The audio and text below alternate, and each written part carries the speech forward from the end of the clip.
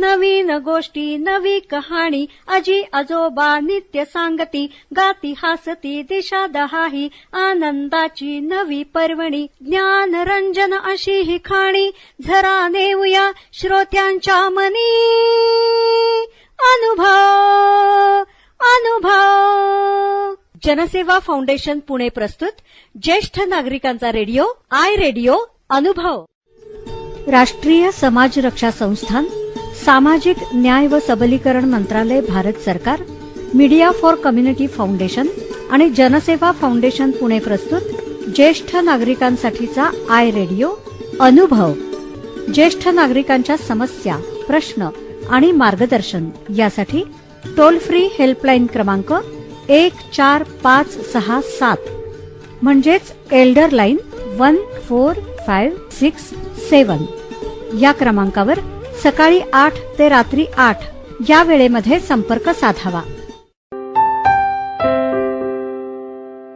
श्रोतेहो नमस्कार, आपण ऐकत आहात जनसेवा फाउंडेशन पुणे प्रस्तुत आय रेडिओ अर्थात ज्येष्ठ नागरिकांचा रेडिओ अनुभव।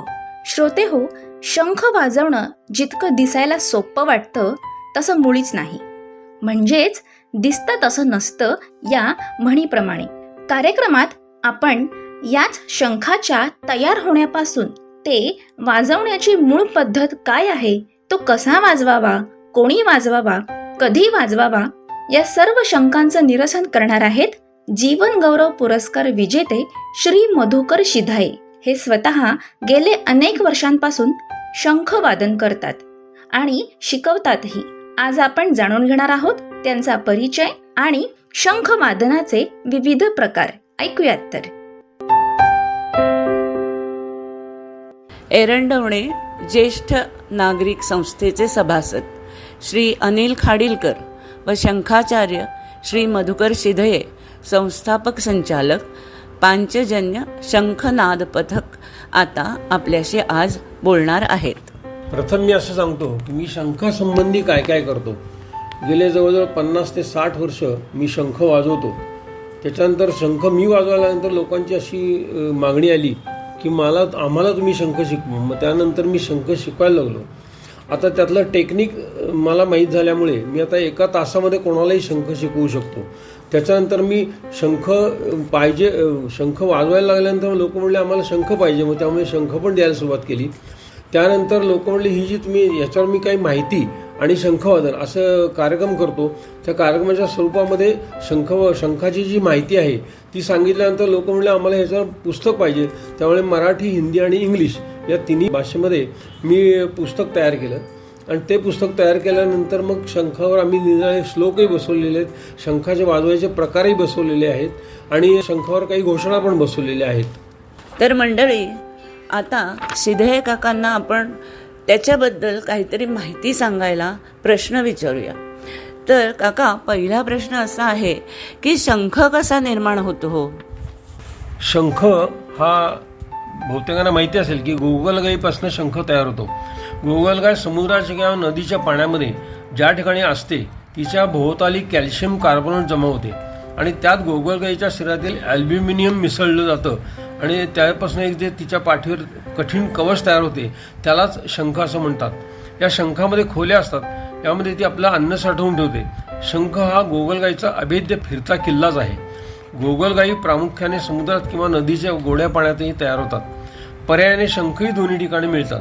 आफ्रिकेत जमिनीवरील सर्वात मोठी गोगलगाय 8 इंच लांबीची आहे। समुद्रामध्ये 2-2 फुटी प्रचंड गोगलगाई असतात, त्यामुळे शंखाचे आकारही मोठे असतात। वा, छान। काका, शंखाचे प्रकार आहेत का? कोणते? त्यांची वैशिष्ट्ये सांगाल का? शंखाचे प्रामुख्याने 2 प्रकार आहेत, एक दक्षिणावर्त आणि एक वामावर्त। दक्षिणावर्त शंखाचा श्लोक आहे, दक्षिणावर्त शंखस्तु प्रशस्तो देव पूजने त्रिदोषगनो निधिश्चादी स्मृतो दारिद्र्य नाशा। म्हणजे याचा अर्थ असा आहे, दक्षिणावर्त शंख अत्यंत पवित्र असल्याने देवाप्रमाणेच पूजेत त्याचे स्थान गणले जाते। आपल्या शरीरातील कफ, वात व पित्त हे तिन्ही दोष नाहीसे करतो। हा शंख ज्याच्याजवळ असेल त्याला विपुल संपत्ती प्राप्त होते असा समज आहे। आपण जे 2 प्रकार बघितले त्याच्यामध्ये दक्षिणावर्त शंख आणि वामावर्त शंख। दक्षिणावर्त म्हणजे काय, तर शंख वाजवायची बाजू आपल्याकडे धरल्यानंतर त्याचा जो खड्डा किंवा त्याची पन्हळ ही जर उजव्या बाजूला आली तर त्याला दक्षिणावर्त शंख म्हणतात आणि वाजवायची बाजू आपल्याकडे केल्यानंतर जर शंखाची खड्डा किंवा त्याची पन्हळ ही जर डाव्या बाजूला आली तर त्याला वामावर्त असं म्हणतात। दक्षिणावर्त शंख हा अत्यंत पवित्र असतो आणि तो पुण्याईनेच मिळतो। हा ज्याच्याजवळ असेल त्याच्याकडे घरी लक्ष्मी वास करते। या शंखाचे पोट दक्षिण बाजू उघडते, साधारणपणे त्याचे तोंड बंद असते, पण जरी तोंड उघडे असले तरी हा शंख वाजवणे अशुभ मानले आहे। शंख व लक्ष्मी यांचे बहीण भावाचे नाते आहे। दक्षिणावर्त शंखाचा उपयोग प्रामुख्याने अर्घ्य देण्यासाठी केला जातो। देवाच्या मूर्तीवर दूध व जलाचा अभिषेक करण्यासाठी जमुना किंवा यमुना शंख म्हणजे दक्षिणावर्त शंख उपयोगात आणला जातो। बहुतेक शंख डाव्या बाजूला उघडतात। लाखात एखादाच उजव्या मुखाचा असतो। वैज्ञानिक त्याला जेनेटिक डिफेक्ट असं म्हणतात। दुर्मिळतेमुळे तो आपल्याकडे खूपच पवित्र मानला गेला असल्यामुळे आणि तो कमी मिळत असल्यामुळे त्याची जवळजवळ 50,000 ते 60,000 रुपयापर्यंत किंमत असू शकते आणि अत्यंत पवित्र असल्यामुळे भक्तगण तोही घ्यायला मागं पुढे पाहत नाहीत आणि एवढ्याही किमतीला शंख विकत घेतात। अमेरिकेतील फ्लोरिडा प्रांतामध्ये समुद्रकिनारी अशा प्रकारचे शंख मिळतात। वा, छान माहिती मिळाली। काका, शंख कसा आणि केव्हा वाजवावा त्याचे काही प्रकार आहेत का? महिलांनी शंख वाजवावा का? शंख कसा वाजवावा हाही एक अभ्यासाचा विषय आहे। फुंकर मारली की शंख कोणालाही वाजवता येतो असं नाही। बनारसी शिवपंथी साधू हरिचरण यांनी सांगितलं की शंख फुंकताना श्वास नाभीपासून निघाला पाहिजे। आपलं ध्यान त्याच्या ध्वनीशी एकरूप झालं पाहिजे। शंख उजव्या हाती धरून उजव्या हाताची 4 बोटे खाचेत घालून अंगठ्याने ती घट्ट पकडून एका विशिष्ट पद्धतीने हवा फुंकली की शंख वाजतो। प्रत्येक शंखाचा आवाज त्याच्या आकाराप्रमाणे व नदी आणि समुद्रात मिळणाऱ्या ठिकाणाप्रमाणे बदलतो। शंखध्वनी हा शुभ व पवित्र मानला जातो। शिवशंकरांच्या तांडव नृत्याच्या वेळी शंखवाद्याचा गजर करतात असं वर्णन आहे। महादेवांची तपपूर्ती झाल्याचे शंखनादाने इतर देवतांना समजते। शंख म्हटल्यावर आपल्याला स्वाभाविकपणे वाटते की शंख फक्त युद्धाच्या वेळीच वाजवतात, परंतु शंख इतरही बऱ्याच वेळा वाजवतात। शंखध्वनीतून निघणाऱ्या तरंगामुळे रोगजंतू मरतात व वातावरण प्रदूषण मुक्त होतं। 1928 मध्ये जर्मनीतील बर्लिन विद्यापीठात शंखध्वनीवर संशोधन झालं असता ही गोष्ट सिद्ध झाली आहे। मलेरियाचे चिवट रोगजंतूही शंखध्वनीने नष्ट होतात, म्हणून शंखध्वनी पवित्र मानला जातो। शंख साधारण सकाळी वाजवतात, कारण सकाळच्या थंड वातावरणात शंखनादाने रोगजंतू निष्प्रभ होतात। सकाळनंतर सूर्यकिरणे ध्वनी प्रसाराला बाधक होतात। भारताचे थोर शास्त्रज्ञ श्री जगदीशचंद्र बोस यांनी सिद्ध करून दाखविले आहे की शंख वाजविल्यानंतर जेथपर्यंत त्याचा आवाज जातो तेथपर्यंत रोग उत्पन्न करणारे हानिकारक जीवाणू नष्ट होतात। म्हणून अनादिकालापासून पहाटे व संध्याकाळच्या वेळी मंदिरामध्ये शंख वाजवण्याची परंपरा चालत आली आहे। शंख ज्याप्रमाणे सकाळपासून संध्याकाळपर्यंत या केव्हाही कोणत्याही वेळेला वाजवलेला चालतो, तसं मोगलांच्या कालखंडात सूर्योदय आणि मध्यरात्रीला शंख वाजवण्याची प्रथा होती असा उल्लेख ऐने अकबरी या ग्रंथात सापडतो। वेळूप्रमाणे शंख हे नैसर्गिक वायुवाद्य आहे।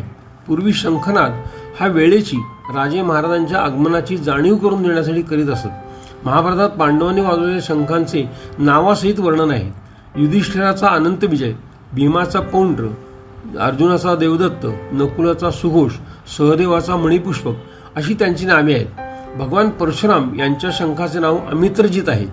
महाभारत काळात कुरुक्षेत्रावरील युद्ध सुरू होताना व संपताना भगवान श्रीकृष्णांनी आपला पांचजन्य शंख वाजवून युद्धाला सुरुवात करून दिल्याचा उल्लेख आहे। त्याचवेळी सरसेनापती पितामह भीष्मांनी गंगनाद, दृष्टद्युम्नांनी यज्ञदत्त, दुर्योधनांनी विदारक आणि कर्णांनी हिरण्यगर्भ शंख फुंकून कौरवांच्या वतीने त्याला प्रतिसाद दिल्याचाही उल्लेख आहे। मंदिरामध्ये शंखनाद हा भक्तिरस निर्माण करतो। कोणत्याही शुभ समारंभाच्या वेळी सुरुवातीस शंखनाद केल्यास एक प्रकारची वातावरण निर्मिती होते असा अनुभव आहे। आता प्रश्नाचा उत्तरार्ध असा आहे की महिलांनी शंख वाजवावा का नाही? तर महिलांच्या संदर्भात मी असं म्हणेन की शरीर रचनेत काही विशिष्ट गोष्टींचा फरक सोडला तर महिलांचेही शरीर पुरुषाप्रमाणेच निरोगी, दष्टपुष्ट, ताकदवान असायला काय हरकत आहे? किंवा पुरुषांच्या पेक्षा सहनशक्तीच्या बाबतीत महिलांनाच शरीर तंदुरुस्त असणे आवश्यक आहे, म्हणून महिलांनी शंख वाजवण्यास काहीच हरकत नाही असं मला वाटतं। महिलांनी शंख वाजवावा का नाही या विषयावर मला असं वाटतं की प्रत्यक्षामध्ये आत्ता पश्चिम बंगालमध्ये प्रत्येक महिला रोज संध्याकाळी कालीमातेसमोर बसून शंखनाद करते, त्यामुळे कालीमाता प्रसन्न होते असा त्यांचा विश्वास आहे.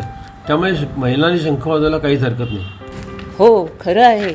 आमच्याही इमारतीमध्ये बंगाली घरं आहेत. त्यांच्याकडे सकाळच्या पूजेत आणि संध्याकाळच्या पूजेत देखील शंखनाद वाजवलेला आम्हाला ऐकू येतो. काका, आता शंखवादनाचा शारीरिक उपयोग काय आहे आणि असला तर तो आम्हाला सांगाल का?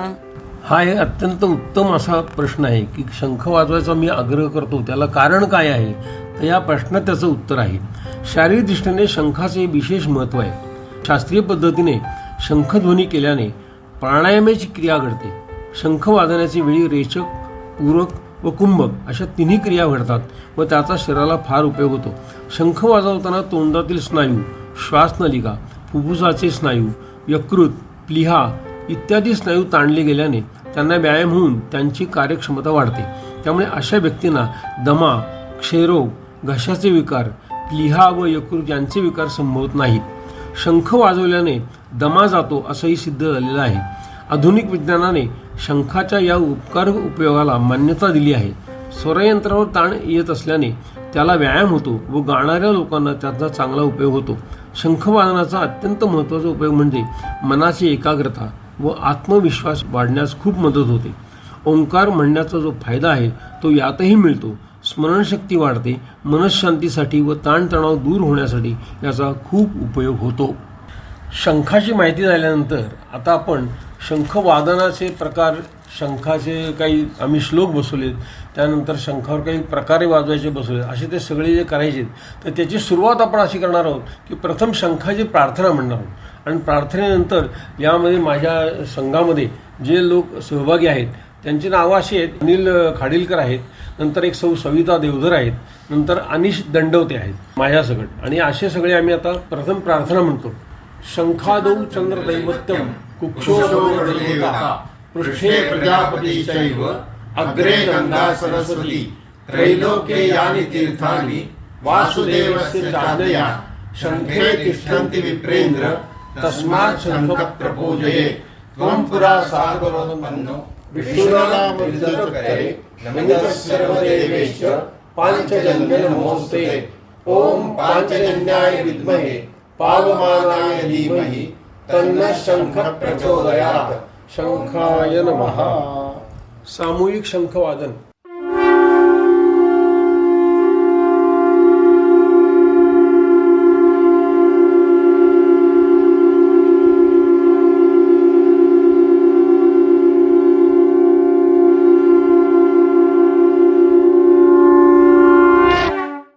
आता शंखावर प्रथम आम्ही ओम गंग गणपतये नमः वाजवतो.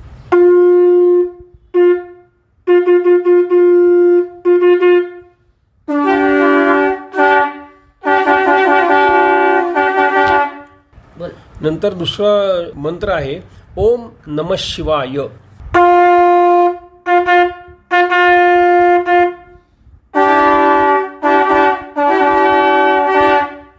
आता पुढचा आपला जो मुंजीच्या वाला मंत्र घेतात, ओम भूर्भुवः स्वः तत्सवितुर्वरेण्यं भर्गो देवस्य धीमहि धियो यो नः प्रचोदयात्.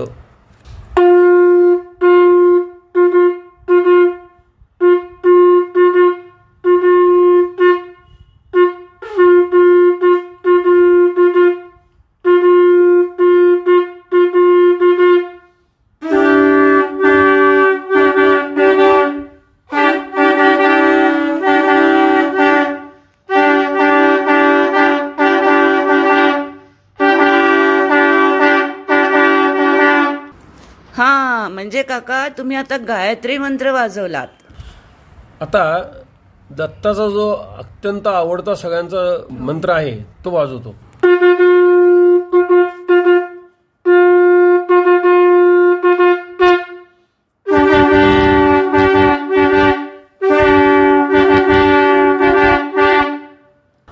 आता पुढचा जो आहे तो दिगंबरा दिगंबरा श्रीपाद वल्लभ दिगंबरा.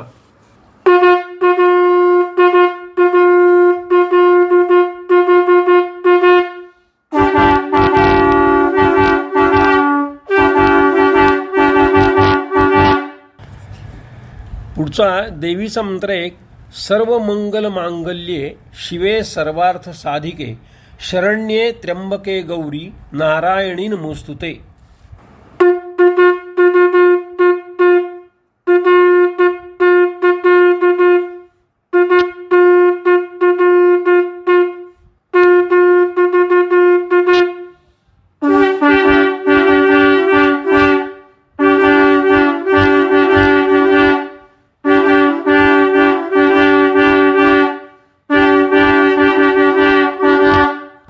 पुढचा श्लोक आहे तो सरस्वती वंदना आहे. या कुंदेंदु तुषार हार धवला या शुभ्र वस्त्रावृता या वीणावर दंड मंडित करा या श्वेत पद्मासना या ब्रह्माच्युत शंकर प्रभृतिभिर देवैः सदा वंदिता सामां पातु सरस्वती भगवती निःशेष जाड्यापहा.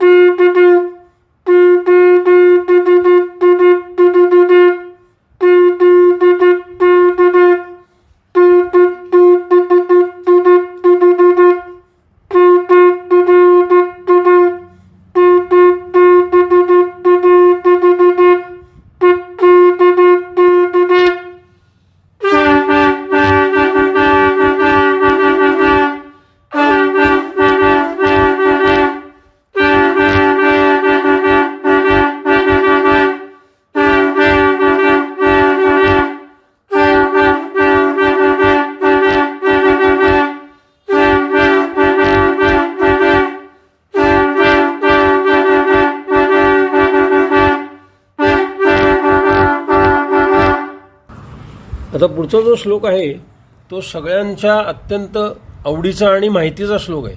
ज्या ज्या ठिकाणी मन जाय माझे त्या त्या ठिकाणी निजरूप तुझे मी ठेवितो मस्तक ज्या ठिकाणी तेथे तुझे सद्गुरू पाय दोन्ही.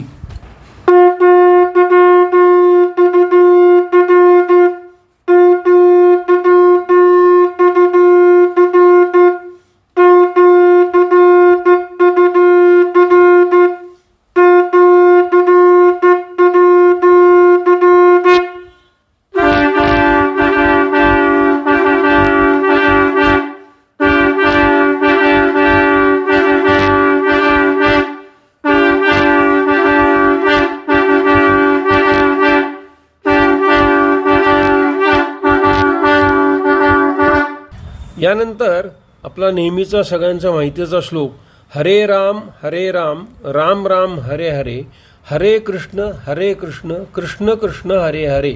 या ठिकाणी एक लक्षात ठेवा की ऐकताना राम राम शब्द कसा वाजवलेला आहे आणि कृष्ण कृष्ण शब्द कसा वाजवलेला आहे.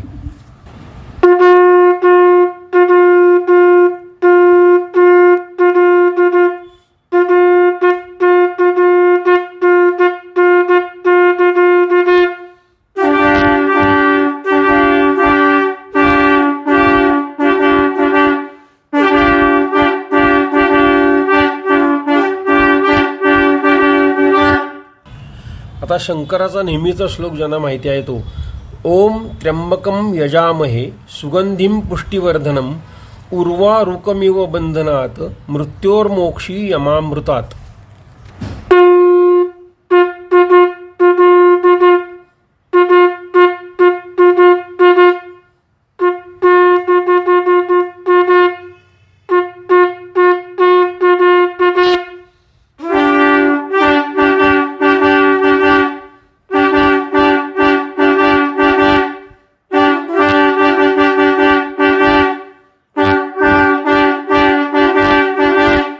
पुढचा श्लोक आहे, कैलास राणा शिवचंद्र मौळी फणींद्र माथा भ्रुकुटी झळाळी कारुण्य सिंधू भवदुःखहारी तुझवीण शंभो मज कोण तारी.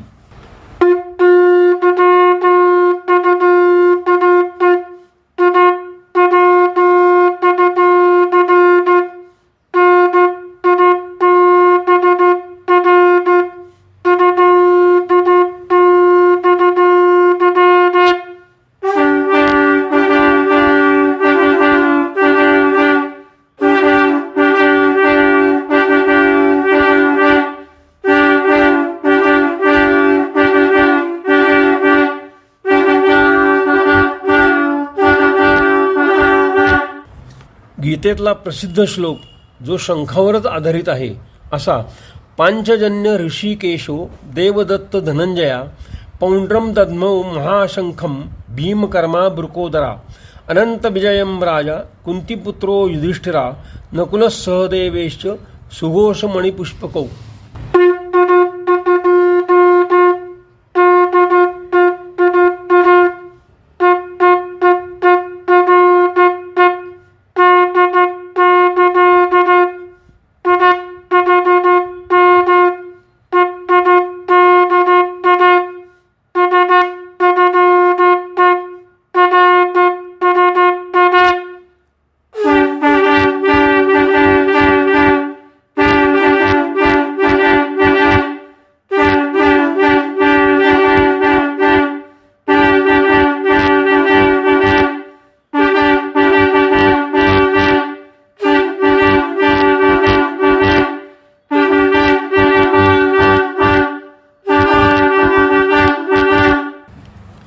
आता कृष्णावरचा एक मोठा श्लोक आहे पण अत्यंत लाडका आहे लोकांचा.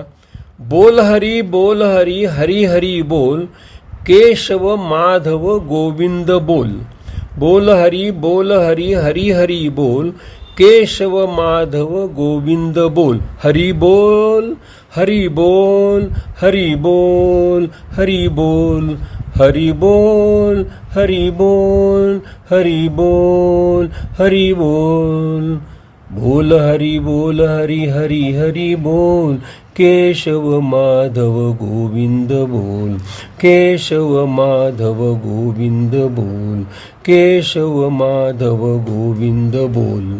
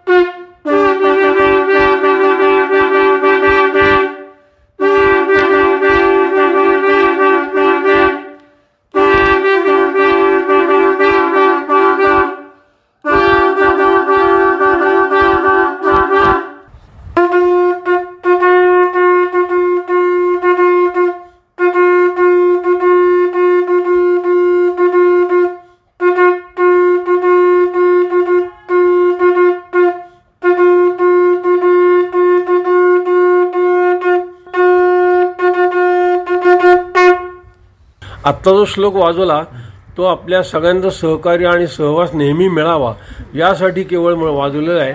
सदा सर्वदा योग तुझा घडावा तुझे कारणी देह माझा पडावा. उपेक्षू नको गुणवंता अनंता रघुनायका मागणे हेची आता. जय जय रघुवीर समर्थ.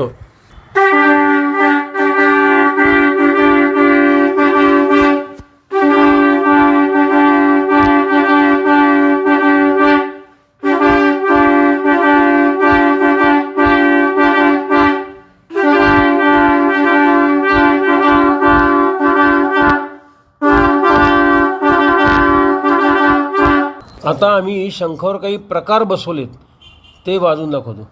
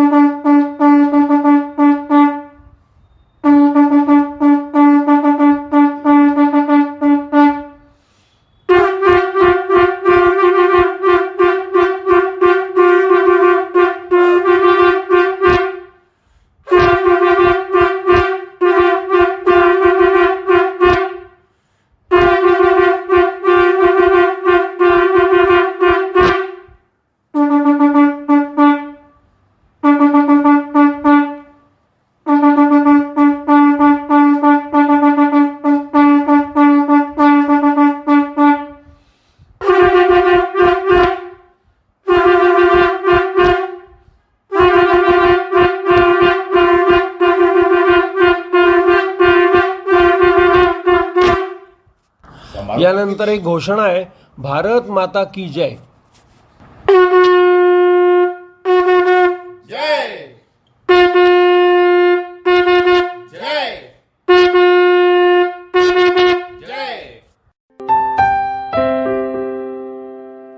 श्रोते हो, आत्ताच आपण शंख तयार होण्यापासून ते वाजवायचा कसा आणि कधी इथपर्यंत शास्त्रीय पद्धतीची माहिती घेतलेली आहे आणि ती आपल्याला सांगितलेली आहे जीवन गौरव पुरस्कार विजेते श्री मधुकर शिधाळे यांनी. श्रोते हो, अशाच प्रकारच्या माहितीपूर्ण कार्यक्रमांसाठी ऐकत रहा जनसेवा फाउंडेशन पुणे प्रस्तुत आय रेडिओ, अर्थात ज्येष्ठ नागरिकांचा रेडिओ अनुभव आय रेडिओ.